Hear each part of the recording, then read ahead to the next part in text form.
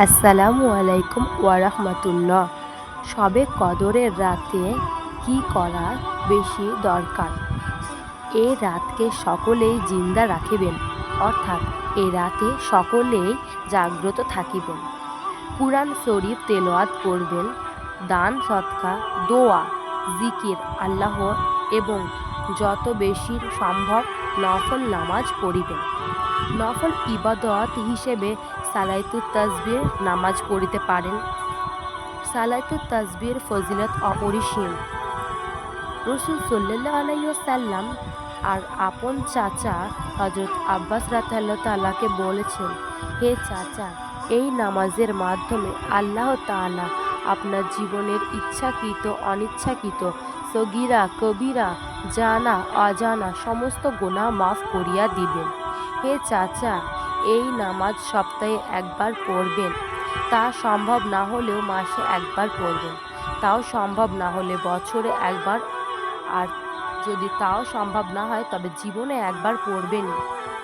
এই নামাজ 4 রাকাত বিশিষ্ট। এক সালাতে এই 4 রাকাত নামাজ আদায় করিতে হয় এবং অন্যান্য নামাজের মতো যে কোনো সূরা দ্বারা আদায় করা যায়। এই নামাজে নিম্নের দোয়াটি প্রতি রাকাতে 75 বার করে পড়ে মোট 300 বার পড়তে হয়। দোয়াটি হল সুবহানাল্লাহি ওয়ালহামদুলিল্লাহি ওয়া লা ইলাহা ইল্লাল্লাহ ওয়াল্লাহু আকবার। নিয়তটি হবে আল্লাহর সন্তুষ্টি আশা লাভে 4 রাকাত সালাতুত তাসবিহ নামাজ আদায় করছি, আল্লাহু আকবার। কোরআন পড়ার পরে 15 বার পড়বে এই দোয়াটি, সুবহানাল্লাহি ওয়ালহামদুলিল্লাহি ওয়া লা ইলাহা ইল্লাল্লাহু ওয়াল্লাহু আকবার। রুকুতে গিয়ে রুকুর তাসবিহ পড়ার পর পড়বেন 10 বার। রুকু হতে দাঁড়িয়ে দাঁড়ানো অবস্থায় পড়বেন 10 বার। তারপর সিজদায় গিয়ে তাসবিহ পড়ার পর পড়বেন 10 বার। সিজদা হতে মাথা উঠাইয়ে বসা অবস্থায় পড়বেন 10 বার। তারপর দ্বিতীয় সিজদায় গিয়ে সিজদার তাসবিহ পড়ার পর 10 বার। সিজদা হতে মাথা উঠাইয়ে বসিয়া পড়বেন 10 বার। তারপর আল্লাহু আকবার বলে দাঁড়িয়ে এই রূপে দ্বিতীয় রাকাত পড়িবেন। দ্বিতীয় রাকাতের শেষ করে বসে 10 বার পড়িয়ে তারপর আত্তাহিয়াতু পড়বে।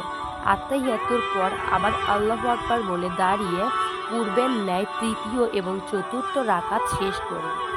হযরত আম্মা জান আয়েশা রাদিয়াল্লাহু তাআলা আনহা একদিন হুজুর সাল্লাল্লাহু আলাইহি ওয়াসাল্লামকে প্রশ্ন করেন, ইয়া রাসূল, আমি যদি সত্যিকারভাবে শবে কদর পাইয়া যাই তবে কি দোয়া পড়িব? হুজুর সাল্লাল্লাহু আলাইহি ওয়াসাল্লাম বলেন, এই দোয়াটি পড়িবে, বেশি বেশি করে পাঠ করবে। দোয়াটি হলো আল্লাহুম্মা ইন্নাকা আফুউন তুহিব্বুল আফওয়া ফাফু আন্নি। এই দোয়াটির অর্থ হলো, হে আল্লাহ, আপনি ক্ষমাশীল, ক্ষমা ভালোবাসেন, অতএব আমাকে ক্ষমা করে দিন। কদরের রাতে উক্ত দোয়া বেশি বেশি করে পরিমাণে পড়া উচিত। এই দোয়াটি আল্লাহুম্মা ইন্নাকা আফুউন তুহিব্বুল আফওয়া ফাফু আন্নি। এবং এই রমজান মাসে এই 4টে কাজ অবশ্যই বেশি বেশি করে করবে শবে কদরের। 1 নম্বর, কালিমা তৈয়ব বেশি বেশি করে পাঠ করবেন, আস্তাগফিরুল্লাহ বেশি বেশি পড়বে, আল্লাহর নিকট তাহার সন্তুষ্টি ও বেহেশত প্রার্থনা করিবেন এবং আল্লাহর সন্তুষ্টি তাহার গজব আযাব দোজখ হইতে পানাহ চাইবে।